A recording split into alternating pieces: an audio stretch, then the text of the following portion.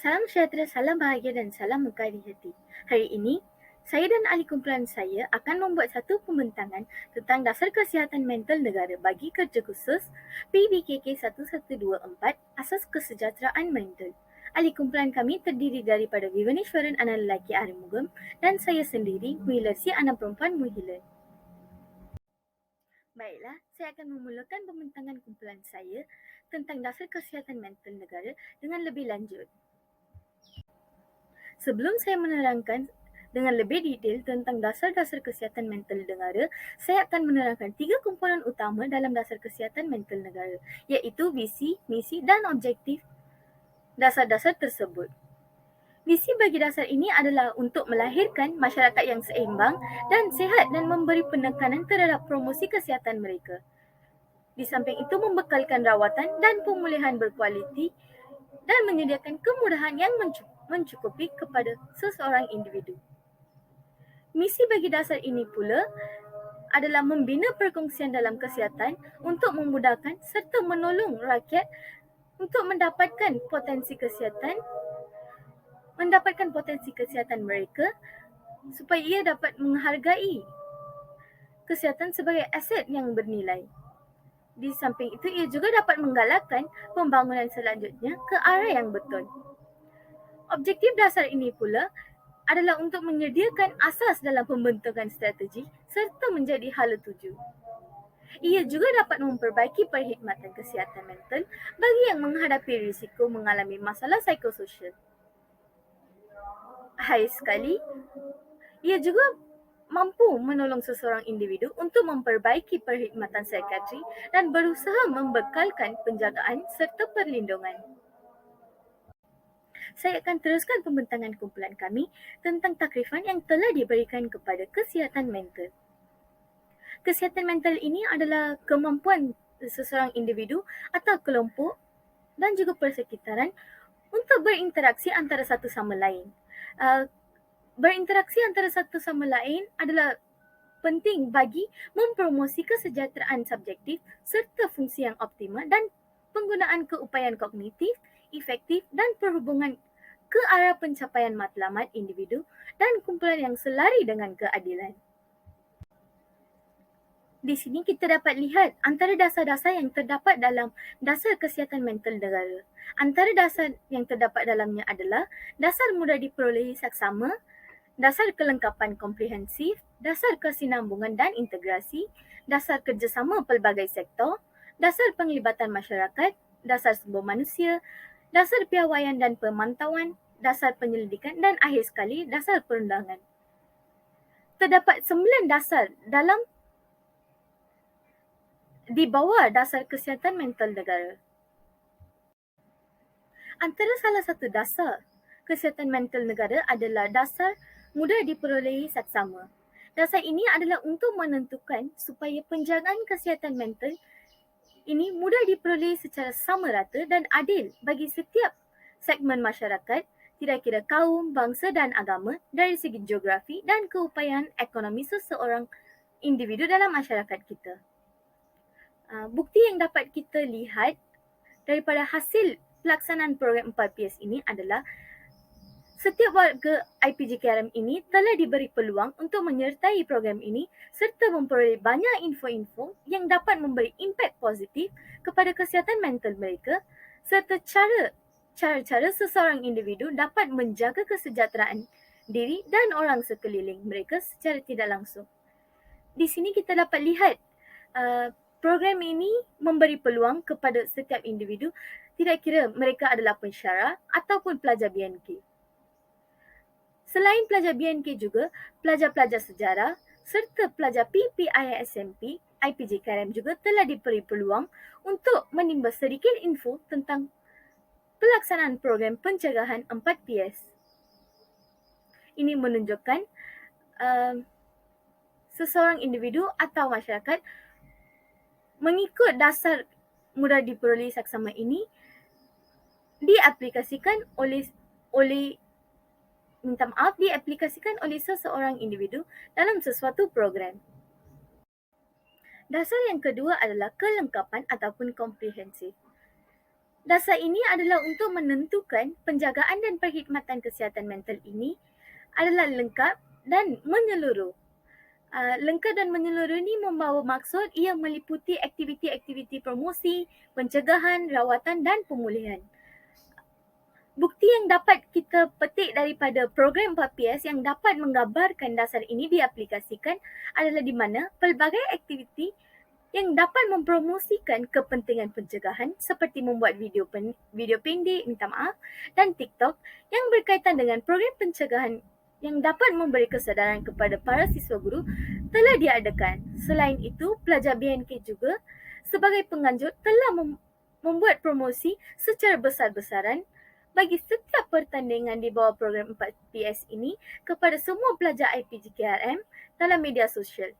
Contohnya, pelajar-pelajar BNK ini telah mengagihkan atau mempromosikan poster-poster yang telah disediakan bagi setiap aktiviti ini dalam grup WhatsApp mereka, tidak kira grup WhatsApp kelas ataupun grup-grup yang disediakan sebagai grup-grup rasmi.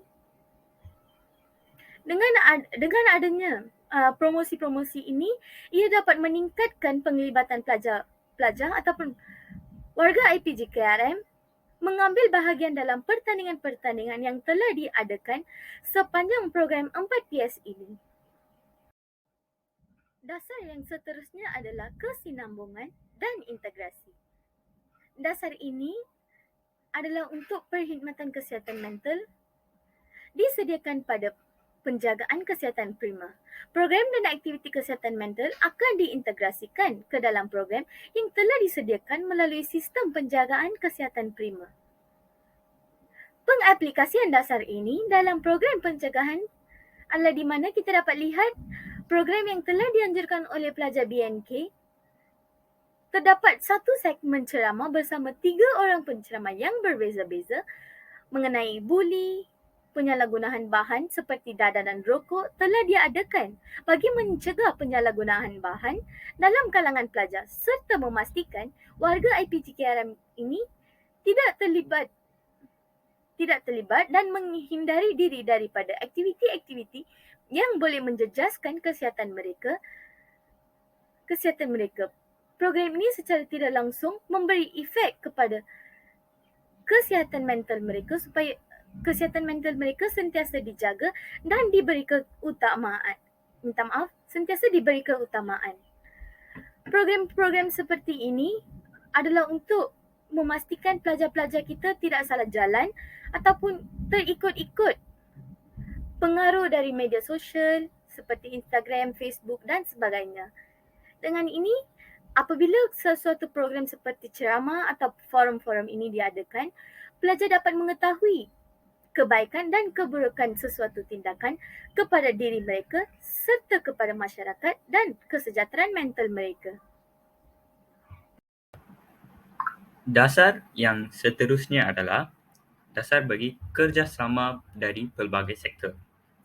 Kementerian Kesihatan akan memainkan peranan yang paling utama bagi memudahkan kerjasama dalam kalangan pelbagai sektor melalui pelbagai program dan juga aktiviti yang mengenai dengan kesihatan mental yang diperlukan oleh kerana dan ia juga dapat membolehkan mereka melibatkan diri dalam masyarakat yang lebih bermakna.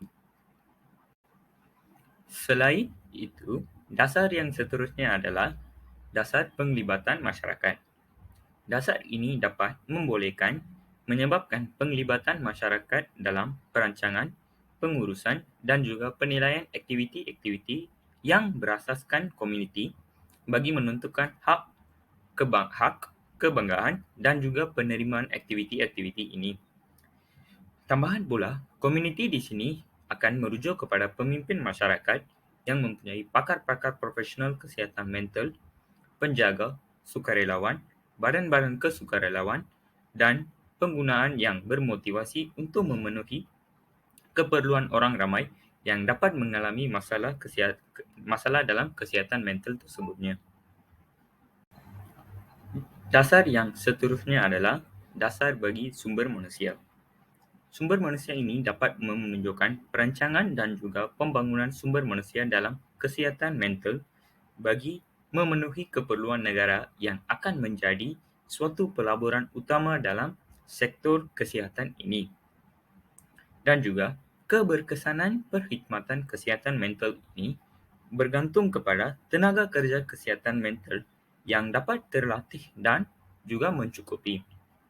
Pakar-pakar yang berprofesional dan juga kaki tangan kesihatan yang bersekutu adalah komponen yang paling utama dalam perkhidmatan kesihatan mental yang khusus ini.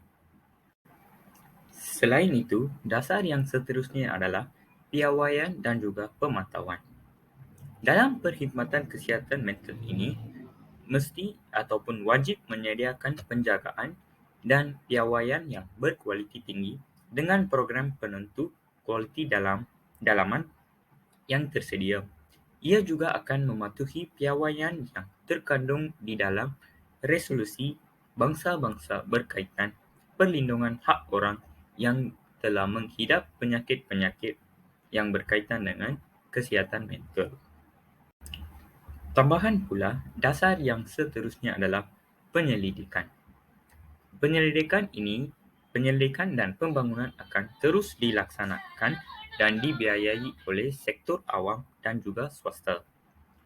Dalam kemajuan dan usaha bagi mencapai kesihatan mental ini, pengguna yang lebih baik ialah bergantung kepada penyelidikan yang mencukupi dan juga yang berkaitan dengan kesihatan mental dan juga gangguan mental serta penilaian keberkesanan yang mempunyai rawatan dan intervensi yang dapat diambil. Dasar yang seterusnya adalah dasar perundangan. Perundangan ini merupakan suatu perkara yang penting bagi mentakrif serta melindungi hak mereka yang dapat menghidap penyakit mental ini. Hak ini perlu diimbangi dengan hak masyarakat yang wajar dilindungi. Orang-orang yang mengalami masalah kesihatan mental ini dan juga gangguan mental yang tidak harus dibezakan. Di samping itu, menurut Akta Kesihatan Mental, iaitu Akta Kesihatan Mental 1983, ini merupakan suatu perundangan utama yang meliputi penilaian, rawatan, dan hak orang yang mengalami gangguan kesihatan mental. Orang yang ditahan di bawah Akta Kesihatan Mental ini, mereka mesti memerlukan rawatan yang segera untuk gangguan kesihatan mental dan berisiko membahayakan diri sendiri atau orang lain. Ini merupakan definisi bagi ataupun tujuan utama bagi Akta Kesihatan Mental ini. Seterusnya, kesan aktiviti ataupun program pencegahan kepada profesion, guru bimbingan dan kaunseling dan juga masyarakat adalah kesan yang pertama adalah mereka dapat menambah ilmu pengetahuan mereka dalam pencegahan ini dengan lebih lanjut apabila mereka dapat menyertai dalam program tersebutnya. Contohnya, semasa mereka mengambil bahagian dalam program pencegahan ini, mereka dapat ilmu yang lebih lanjut dan juga spesifik tentang bahan pencegahan seperti dadah dan juga rokok serta pencegahan diri daripada aktiviti perkara membuli. Melalui mereka dapat mengambil bahagian dalam program seperti ini, mereka juga dapat tahu punca yang menyebabkan murid ataupun remaja pada masa kini dapat melibatkan diri dalam gejala membuli, gejala mengambil dadah dan juga aktiviti merokok serta mereka akan juga dapat mengetahui kesan yang akan dapat daripada aktiviti-aktiviti yang mereka dapat melakukannya seperti mendapat kanser paru apabila mereka dapat merokok serta mereka juga akan dipenjara apabila mereka akan dapat ditangkap dengan mengambil dada serta mereka akan membuli seorang dapat menyebabkan mereka menjadi penyakit kesihatan mental serta dan lain-lain. Oleh itu, mereka juga akan dapat mengetahui langkah-langkah yang boleh mengelakkan diri daripada penyalahgunaan bahan tersebutnya dan juga daripada gejala membuli tersebut. Oleh itu, melalui dapat menambah ilmu pengetahuan dalam perkara ini, seorang guru bimbingan kaunseling dapat menjadi seorang yang guru bimbingan kaunseling yang lebih pakar dan juga mereka akan mendapat ilmu yang lebih tinggi. Oleh itu, mereka boleh menyelesaikan masalah yang dapat mengenai dengan pencegahan ini. Oleh itu, guru bimbingan kaunseling itu juga dapat boleh mengajar ataupun membuat program yang seterusnya dengan lebih efektif dan juga menjadi efisien kepada pelajar-pelajar. Seterusnya, kesan yang dapat daripada program tersebut kepada guru bimbingan kaunseling adalah mencegah murid. Melalui program ini, guru bimbingan dan kaunseling akan dapat mengetahui cara-cara ataupun langkah untuk yang efisien yang bagi mencegah murid yang mereka dapat diajar. Contohnya, dengan mempunyai ilmu tersebut, guru bimbingan kaunseling boleh mengambil inisiatif ataupun langkah yang efisien bagi menyelesaikan masalah murid yang dapat mereka menghadapi dalam setiap hari ataupun murid-murid yang dapat mengalami masalah tersebut dalam sekolah yang dapat guru bimbingan kaunseling tersebut dapat diajar. Oleh itu, program seperti ini dapat menyebabkan dan juga memberi banyak faedah ataupun impak yang positif kepada guru bimbingan kaunseling serta masyarakat dan juga pelajar-pelajar ataupun murid dan juga remaja.